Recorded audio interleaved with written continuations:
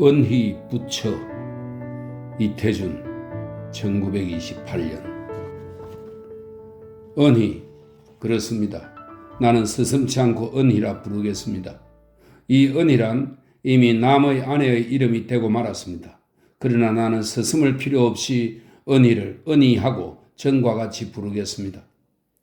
은희 자신이 이것을 탄할 여자가 아니요 은희의 남편이란 그자가 역시 이만한 것은 눈꼽만치도 끓이지 않을 위인인 것을 나는 잘 알았기 때문입니다. 은희와 나는 지금으로부터 4년 전 초가을에 알았습니다. 은희와 나는 두 번째 만날 때부터 우리끼리의 비밀을 품게 되었습니다. 그리고 은희와 나는 사귄 지 석 달 만에 흩어지고 말았습니다. 이 이야기는 흩어지게 된 동기부터를 시초로 꺼내겠습니다. 눈이 부슬부슬 내리는 후투탄 겨울 밤이었습니다. 은희는 저녁 7시까지 나에게 오기로 약속한 밤이었습니다. 나는 저녁 밥도 설치고 6시 때부터 귀를 밝히고 기다렸습니다. 바람 소리만 나도 그가 오지 않나 하는 마음을 태웠습니다. 그러나 7시가 그냥 지나갔습니다. 7시는커녕 9시, 10시, 12점을 땅땅 칠 때까지 나의 방문을 여는 사람은 없었습니다. 그 이튿날 아침, 물론 은희의 편지는 왔습니다. 편지 사연이란 이렇게 허무한 말이었기 때문입니다. 저녁을 먹고 나에게 올 차비로 막 문 밖을 나서려니까 자기 고향 사람 하나가 찾아오더라나요? 그 남자는 은희에게 남산이나 같이 한 바퀴 돌아오자고 청하였다고 합니다. 은희는 눈은 내리나 어스름한 달빛이 있으므로 이것을 허락하였다고요. 그리고 자기 딸은 그 길로 나에게 오래된 심속이었으나 길이 미끄러워 남산에서 여러 번이나 넘어졌었고 밤도 어느 틈에 11시나 된 것을 보고는 그만 집으로 돌아오고 말았다는 것이었습니다. 나는 이 편지를 받고 은희와 절교한 것을 지금도 나의 무리였다고는 생각지 않습니다. 나는 그 이튿날 은희가 올 것을 알고 집에 있지 않았습니다. 그의 편지도 오는 대로 돌려보냈습니다. 나중에 온 편지 한 장만은 엽서이니까 읽어보았으나 그것도 도로 보냈다고 기억합니다. 그 엽서의 사연은 당신은 나를 사랑하기에 너무 어리요 하는 간단한 사연이었습니다. 나는 이렇게 은희와 절교하고 말았습니다. 그러나 절교의 형식을 밟기에는 이처럼 간단한 경로였으나 사실에 있어 은희를 단념한다는 것은 나의 용기로는 거의 절망이었습니다. 나는 괴로웠습니다. 나는 며칠이 못되어 오는 족족 돌려보내던 은희의 편지를 목이 말라 기다리게 되었습니다. 은희의 편지는 올 리가 없었습니다. 편지를 기다리다 못해 그 다음엔 내가 먼저 편지를 써 붙였더니 이번에는 은희가 나의 편지를 도로 쫓아보내고 말았습니다. 그러나 은희가 그저 그 주소에 있으면서 나의 편지를 받지 않은 것은 아니었습니다. 나는 은희가 일본 갔다는 말을 들었습니다. 그리고 행여나하고 무시로 은희의 편지를 기다렸습니다. 어디 그것뿐입니까? 방학 때면 저녁 소나기에 옷을 맞추면서도 부질없이 부산차 마중을 다녔더랬습니다. 그러던 은희에게서 4년이란 세월이 흘러간 오늘에 한 장 편지가 날아왔으니 얼마나 끔찍한 일입니까?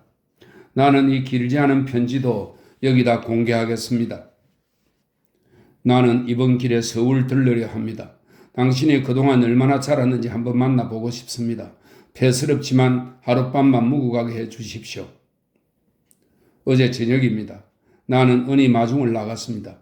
이발을 하고 양복에 솔질을 하고 눈이 부실 은희의 얼굴을 가지러 나갔습니다. 가지러는 마중하러의 의미로 추정이 됩니다. 가지러 나갔습니다. 은희는 과연 부산차에서 내렸습니다.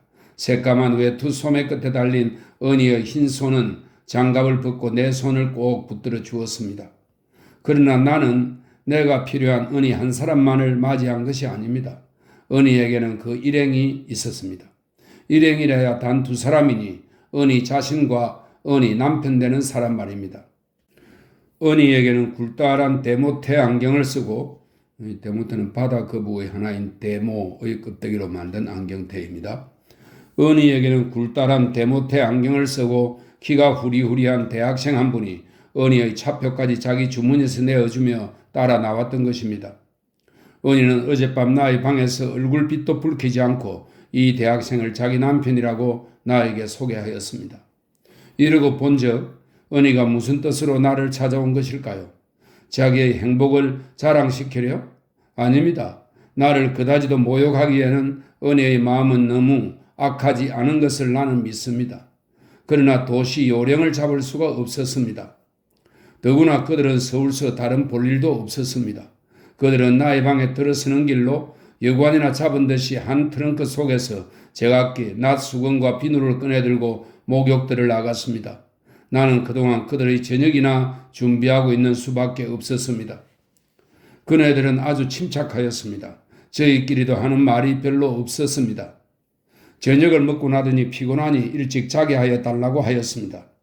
나는 무슨 영문인지를 몰랐습니다. 도깨비에 홀린 사람처럼 나는 그들이 하자는 대로 하였습니다. 그래 자리를 깔았지요. 의뢰의 은혜의 자리를 아랫목으로 따로 펴고 그 자리와 조금 쇠를 두고 큰 자리를 펴었습니다. 물론 이 자리에는 은혜의 남편과 내가 눕되 은혜의 옆을 그의 남편의 자리로 하였습니다. 그러나 그의 남편이란 어떻게 된 사람인지 이 사람의 속은 은혜의 속보다 더 갈피를 잡을 수가 없었습니다. 그는 은혜 자리로 깔아놓은 아랫목으로 내려가 누우면서 이런 말을 하였습니다. 나는 어제 배에서 자지 못해서 먼저 자겠습니다. 저보다도 은혜와 처음부터 하신다니 말동무나 하시지요. 은혜도 서슴지 않고 웃옷을 활활 벗더니 두 팔과 두 다리와 젖가슴이 그냥 드러나는 속옷바람으로 큰 이불 속으로 들어갔습니다.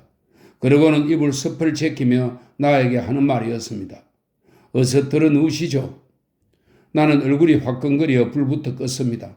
그리고 나는 속옷만 입은 채 은희의 이불 속으로 들어가고 말았습니다. 얼마 동안 방 안은 빈듯이 고요하였습니다. 그러다가 아랫목에서 코 고는 소리가 높아올 때였습니다. 은희는 이불 밑으로 손을 더듬어 내 손을 찾더니 정거장에서와 같이 꼭 붙들고는 아랫목에서도 알아들을 만치 참 오래간만이지요? 하고 소리를 내었습니다. 나는 대답하는 대신에 그의 손을 가만히 뿌리치고 말았습니다. 얼마 있다 은희는 또 소리를 내었습니다. 벌써 주무세요? 하고 나는 은희의 말을 한마디도 대답하지 않았습니다. 은희의 부처는 오늘 아침 차로 평양까지 가는 그들의 길을 계속하여 떠났습니다. 그들은 나에게 틈 있는 대로 자기네 집을 한번 다녀가라고 신신당부하며 은희는 손수건을 내 흔들며 그의 남편은 모자를 벗어 흔들며 유쾌하게 떠나갔습니다. 이야기는 여기서 그칩니다. 은희와 그 대학생은 틀림없이 결혼한 지 첫돌이 된다는 금실 좋은 부부간이었습니다. 나는 그들에게 대한 비판이 막연합니다. 다만 은희가 나를 그냥 한번 보고 싶어서 위정 들러주었다는 것만은 감사하게 생각됩니다. 그리고 과연 나는 은희의 말과 같이 은희를 사랑하기에 너무 유치했었는지도 모릅니다.